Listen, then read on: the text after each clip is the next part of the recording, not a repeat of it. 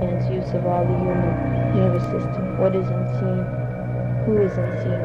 Unseen and present. Who whispers in the ear by the shoulder? Light quickly flies in strips of phosphorescent purple. What expresses the horror, the pleasure, the delusional solutions collapse? Who is alive? Who wants to live 300 years? Who writes poetry? Who wants to write poetry? Who wants to gurgle in the Celtic tongue, alone in the dark, unthinkable? Why? Discover how little writing has been published on the motivations of war, delusional survival fantasies.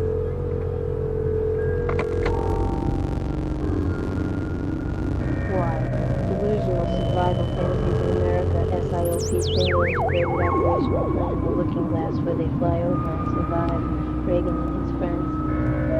Mao says war is a wish. This group regression is signaled by violent group fantasies. The regression occurs after periods of prosperity and progress. War is delusional solution to the psychotic anxieties. War involves a grandiose sexualization of inner conflict. Killing an enemy represents killing dangerous inner drives. War is sacrificial ritual.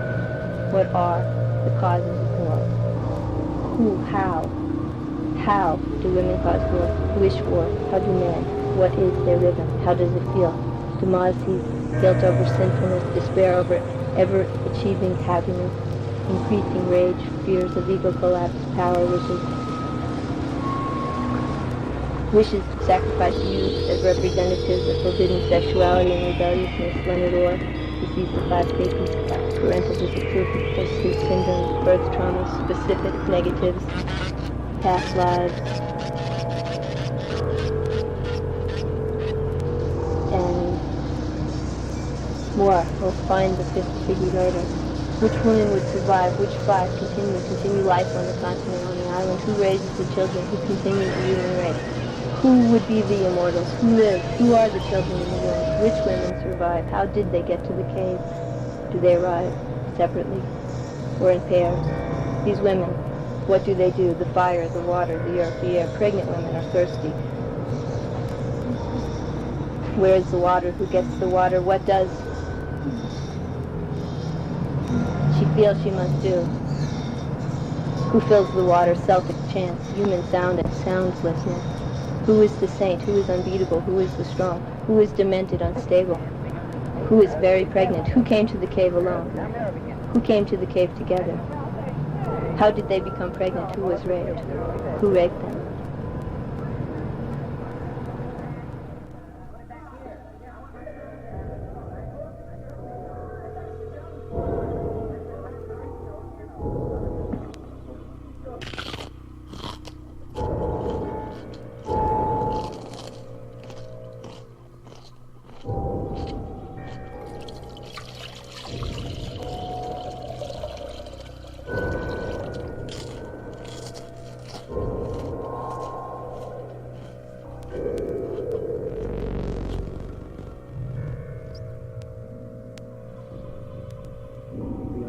Message that you get.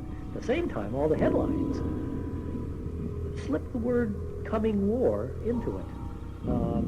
Headlines that I have a collection of close to 2,000 headlines just from the last month that I pasted up on a series of sheets that say war of words, oil war, trade war, car wars, star wars, bar wars, roach wars, every single kind of war that we're on the brink of.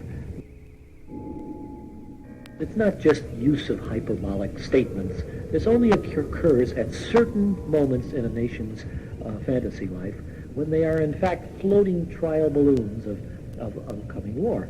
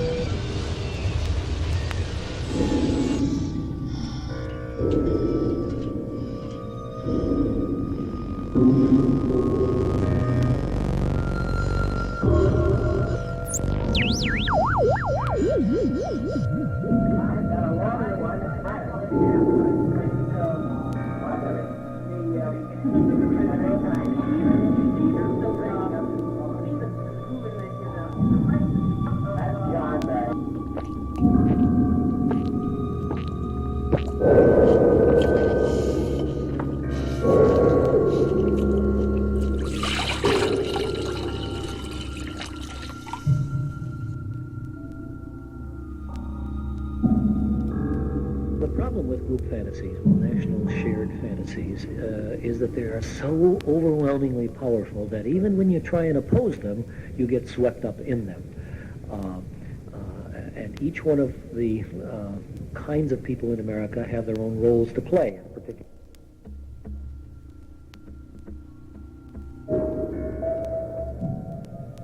I don't, however, want to over-idealize what a hero is. A hero is often someone who leads you to a slaughter. And there's no question, but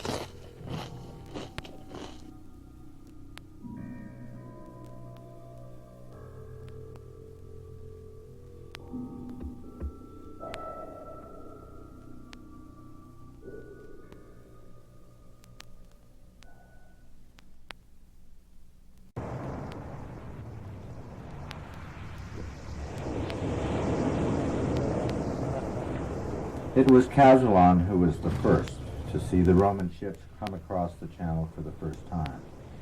He was young then, young, tall, gray-eyed, slim, and so fast he could outrun any man or even any pony on the island of the mighty.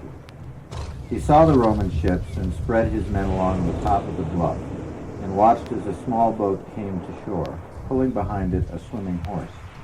And when the horse came out of the water, Caswallon could see that the horse was nothing like the stubby brown ponies of Britain. It was twice their height. It was slender and lithe and gray, and spirit flamed from its eyes, and a man got on its back, and it ran faster than the wind, faster than anything imaginable. Its gray mane and tail held high and flowing out behind it. And Caswallon wanted that horse more than anything he'd ever wanted before. Then the man slid off the horse's back and walked towards Caswallon, leading the horse. He bowed before Caswallon, and by sign and gesture, he said he could have the horse if only the ships could land on the beach. And Caswallon took the horse home to the ring of huts behind a rock wall that he called home, and he named the horse Mindloss. And thus began the first invasion of Julius Caesar on the island of Britain, and this exchange was called one of the 3 terrible mistakes in the history of the island of the mighty.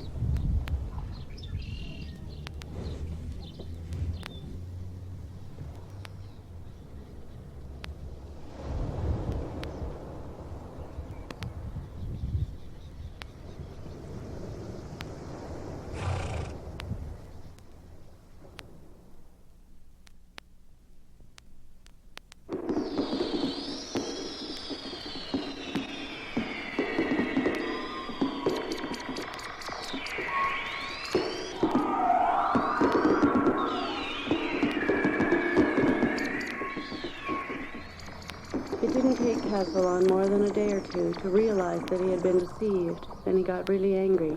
But his tribe, the Caswalloni, weren't called the fighting experts for nothing. And before a week was out, the men in all the Caswalloni villagers were sharpening their iron knives and their javelins, fitting up their covini, their war chariots, with iron blades on the axles, shaving with their daggers every hair off their bodies, every hair except for the mustaches and the long hair on their heads, which they stiffened to fierce ruckus peaks with lime wash, dyed their bodies and their faces blue with the extract of the woad plant, gathered a few Roman heads from sentries and food gatherers at the edges of the Roman camp, and brought them home for the Druid shamans to glean the secrets out of, and to weaken the Roman troops with haunting and confusion.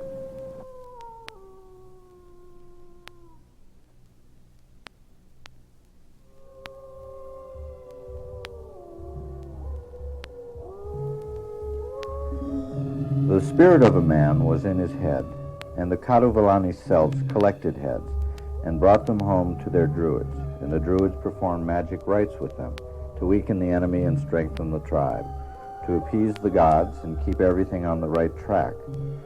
For there to be harmony and fruitfulness in the tribe and in the land, there always had to be fresh heads for the druids. Some heads were special, and a man, especially a chief, as Caswallon was, could embalm the head of an enemy chief, or his father, or grandfather, or a favored uncle, embalm it in cedar oil and keep it in a cedar chest. It would be kept that way for years and years, and the man could open the cedar chest and talk to the head, and be in touch with the spirit of the man whose head it had been, and gain strength from it, or get inspiration or good advice from it. Heads could be placed in a row to guard a fortress, or a single head of a truly great man could be buried in a powerful location, and by the power of the spirit contained in that head, it could ward off invasion for so long as the head was undisturbed, even to hundreds of years.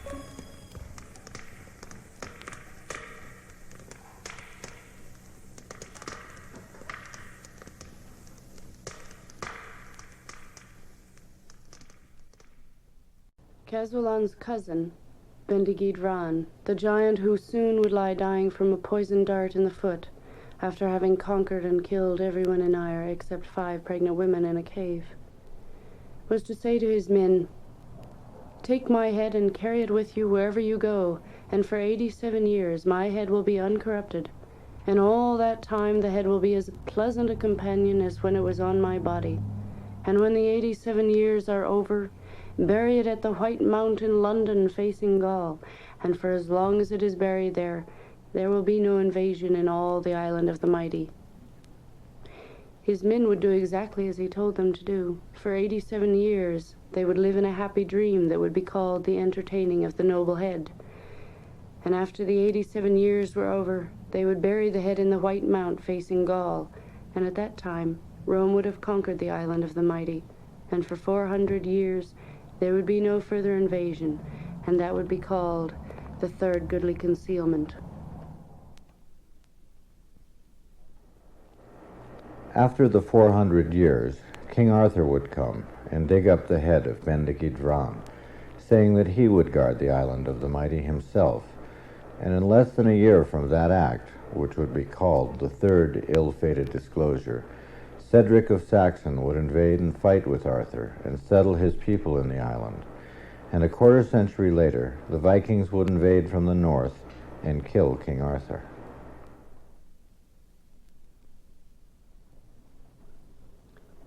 But by that time, there would have been no headhunting for centuries, and nobody would shave their pubic hairs or cover their bodies with blue woad or use lime wash to make their hair stand on end. No druids would dance and chant rites or lay out huge boulders in perfect configurations to study the rhythms of heaven.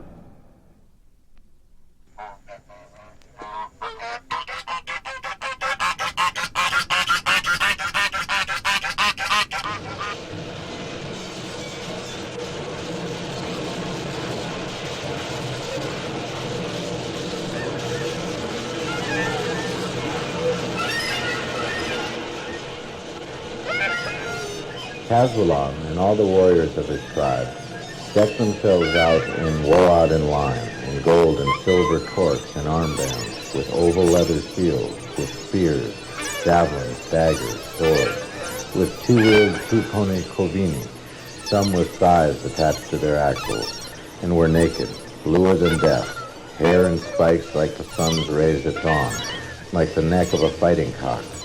Caswallon and his men would ride out from behind a hill or a rock or a clump of trees into the armored marching troops of the Romans, zigzagging in short, blinding dashes, hurling javelins, then spears, rushing through stumble-weighted Roman warriors, their swords lopping heads as they scythed through covini, cut through the legs of any man or horse that came near.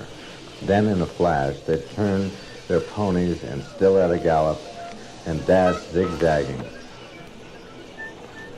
They'd dash away, the belated weapons of the Romans missing them, or most of them, as they galloped, dangling 2 or 3 severed Roman heads in the air, whooping and shouting their victory home, to hang the heads over the doors of their huts, or let them join the family at dinner as a centerpiece.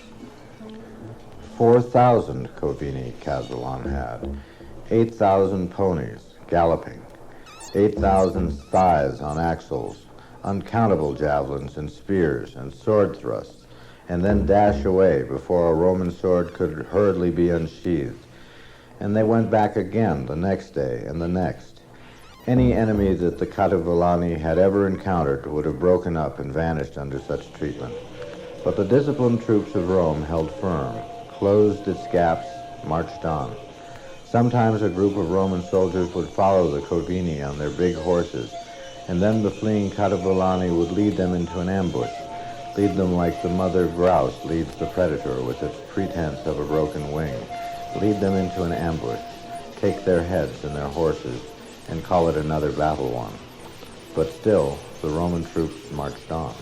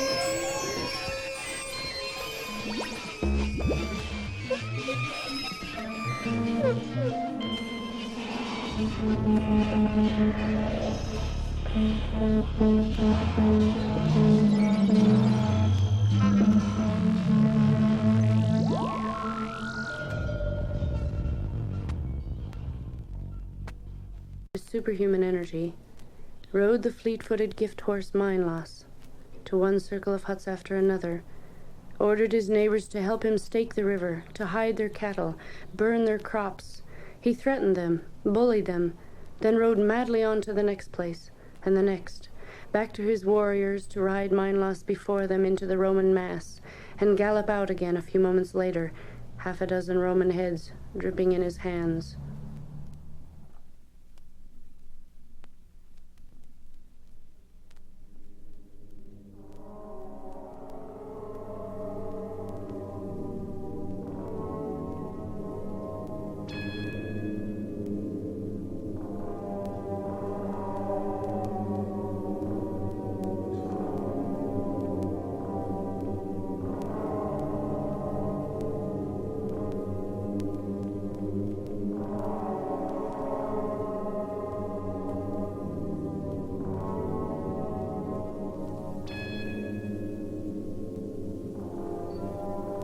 Then forward to the river to see how the staking was going on at the ford. He had high hopes for this project. Heavy staves buried deep in rock in the depths of the ford, their bases encased in lead and thick as a man's thigh, still would be visible under the water 800 years later. The main part of his lands were on the other side of the great river. If only he could keep the Romans from crossing. If he could head them back at the ford, maybe they'd go home. He gathered his warriors on the other side of the river, and thousands of new javelins were made. And when the Romans came to the ford, Caswallon would be ready. And the Romans came to the ford, and they started to cross, and Caswallon's men threw javelins, and what with the stakes impaling the Roman horses, and the javelins impaling the soldiers, the river ran blood and floated corpses. But somehow, many of them crossed. The Roman army moved across the river and up the bank on the other side. The Caswalloni could bear no more of it. Blue-dyed men fled in all directions and made their separate ways back, slinking, hiding through marshes and hills, avoiding the Roman army and avoiding Caswallon too, back to their huts where they spoke of the godlike inexorable might of the Romans, and of Caswallon's raging threats and bullying, of how the Romans would sometimes actually buy the cattle they fed on with little round plates of gold or silver called coins that had pictures of them, whereas Caswallon only took what was his due. Caswallon still had his 4,000 covini, but now that was all he had, and those men who had been fighting and working at his side were now working against him, spying for the Romans, feeding them. Some of the covini dashed into the troops and out again with heads. Others of the men were busy riding ahead to chase off cattle so that even if the Romans did offer people coins for them, they wouldn't be there to sell. But the spies were showing the Romans the way to Caswallon's own fort, his headquarters, a rock-walled fortress inside it a strange pasture for cattle and goats and horses, wheat fields, women and children, possessions, riches of gold and silver, druids and heads and icons, everything a great tribe needs. He sent ahead to fill the fortress with as many warriors as he could, but the masked and armored Romans won that battle too. Caswallon got away again with most of his warriors, and now there was only one thing left for Caswallon to do. He took his men away, back across the land to the beach, where he had gotten the great horse Mindloss, and there were the ships, strongly guarded by fresh Roman soldiers. Caswallon attacked as he could, using the lightness and quickness of the Corvini and of the blue, savage nakedness of his men, dashing in, then fleeing, then dashing in again, to cut the Roman guard with quick slashing. Caswallon was so very fast that he's gone down in history to this day as being invisible in battle. Only his sword could be seen, flashing and slashing in the sunlight. And he and his men rode in and out and in again, sometimes jumping off their Corvini to fight together on foot, then leaping up, on again, between the ponies as they were trained to circle back. He and his men fought well, but more Romans came out of the ships to replace those who had died, and the Romans stood their ground and could not be defeated. And Caswallon and his men became exhausted and had to quit. And when Julius Caesar then asked him for parley, he said he would parley. He could think of nothing else he could do.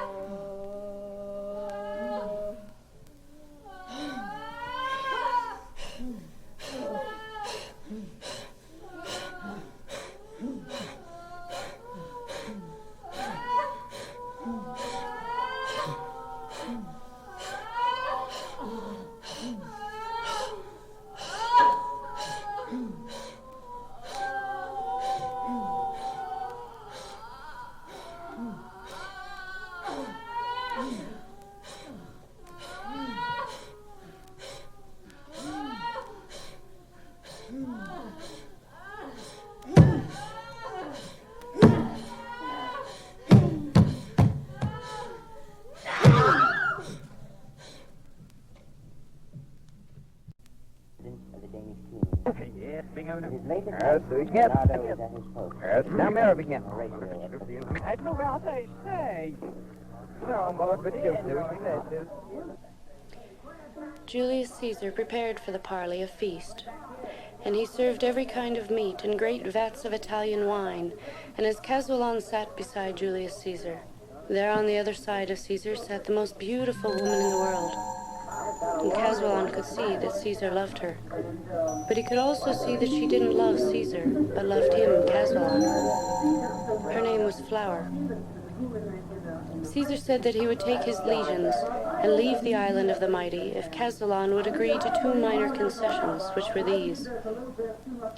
The first was that Caswallon would not mistreat those tribes that had helped the Romans, and the second was that the sons of the island of the mighty of his and of every tribe on the island, including most specifically his sons and the sons of other chiefs, would come to Rome for 4 years of their early youth to learn how to be Roman soldiers and fight as the Roman troops had fought. Caswallon looked about him at the soldiers who had so amazed him for their discipline, their unity, and their loyalty, and as he looked at them, his eyes caressed past the eyes of Flower, which were shining at him, and he thought there would be nothing nicer than that his sons by her be raised to be stalwart like that, like the Roman army which went through the island of the mighty, like a tide, and never broke or ran away once, no matter how much blood was shed. Caswallon smiled at Flower, and said he would do as Julius Caesar said, though everyone knew he wouldn't be any more kind to his neighboring tribes than he had ever been. It was at that moment that Bendigeid Vran received the poisoned dart in his foot, just as he had totally destroyed all the people of Ayr, except 5 pregnant women in a cave. And that night, as Bendigeid Vran was foretelling the future to his men, Caswallon managed to get a private interview with Flower, and though they couldn't speak each other's language, they understood each other very well. And the next day, Julius Caesar sailed away and took Flower with him, and also every soldier of his troops left alive. And Bendigeid Vran breathed his last, and his men cut off his head and placed it in a vat of cedar oil mixed with herbs, and thus began the 87 years. Then Caswallon called together all the Caswalloni and all the neighboring tribes, friend and foe alike, to a great feast that went on month after month. And there was every meat available, and wheaten loaves baked in honey. There was milk and cheese, and roots and greens, and there were cask after cask of mead and ale, and servants ready to serve everyone with the richest fare at any time, for many months. And this was called one of the 3 extravagant feasts. And at this feast, Caswallon made sure of his power in the land, and also he gathered 3 hosts of boys, 63,000 boys, and decked them all with silver torques, so that they were called the Silver Host.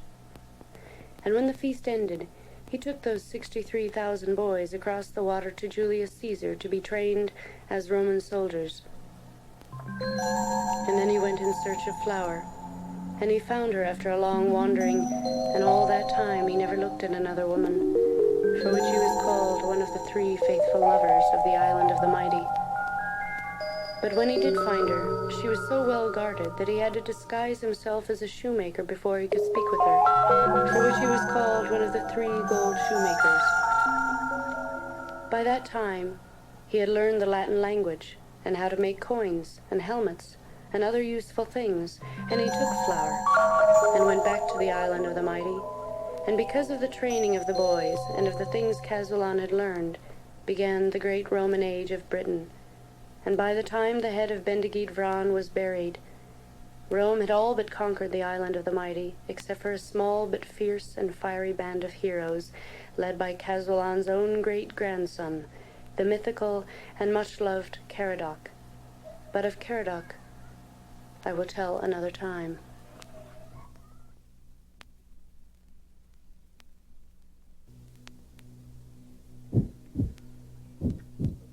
By the time the head of Bendigeid Vran was buried in the White Mount, there were Romans occupying fortresses all across the British Isles.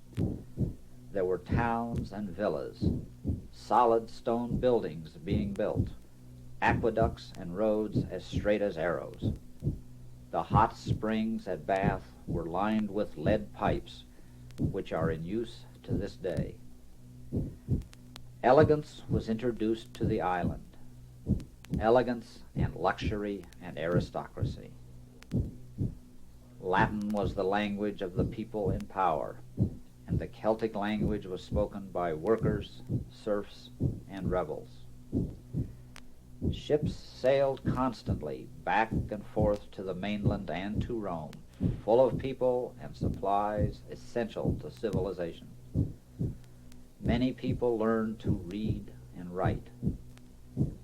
Everyone learned the value and the use of money. And the 5 pregnant women in the cave all bore sons in one night. And when those sons grew up, they married each other's mothers, and they separated, and filled Era with their progeny. And from those 5 women and their sons came the 5 tribes of Era. Here and there, in forests and swamps, or in the misty hills of Wales, or the barrens of Cornwall, the Celts tried to keep their ancient ways. Caradoc would have been a powerful king, perhaps, but he could only make trouble, then flee back up into the hills. A woman named Boudica raised a very bloody rebellion, but to no avail. Then Christianity swept through the Roman Empire and across the British Isles, and monks wrote down some of the tales of the great days of Bendigeid Fran and Caswallon to match the dry reports the Romans wrote of the savage chief and all his blue men. And when Rome fell after a dozen generations and the Romans went away, the Celtic ways and wisdom were long forgotten except in memory in a few corners of Wales. But the Romans were now the ancients that people like King Arthur tried to cling to, but couldn't because the Angles and Saxons came in just then and there was more war. And then the British Isles were in the Dark Ages.